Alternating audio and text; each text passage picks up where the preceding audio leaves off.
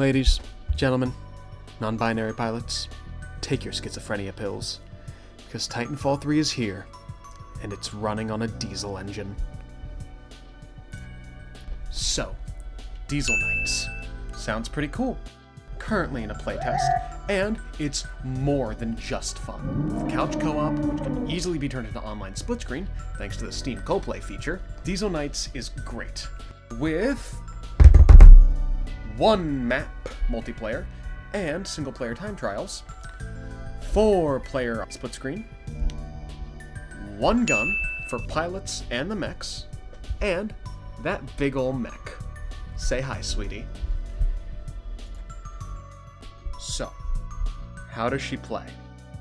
To answer that, get in and let's find out. So, the gameplay. Let's talk about it. If I had to describe Diesel Knights' gameplay in a few words, punchy, fast, and almost there. There's a couple issues that I don't feel are quite right, but honestly, so what?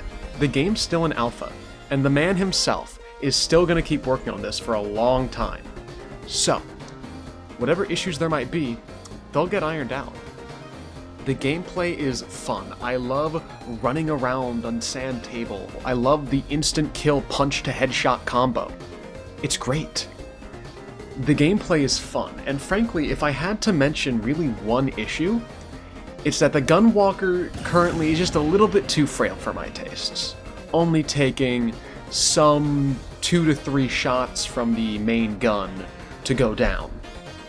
Other than that though, I have no real issues with the way that Diesel Knights plays, and I cannot wait to see how it gets enhanced with more weapons, more mechs, and more gameplay. Because that's right, we're getting a second mech, and that is, I think, one of the coolest things that we could ever get, is a second mech.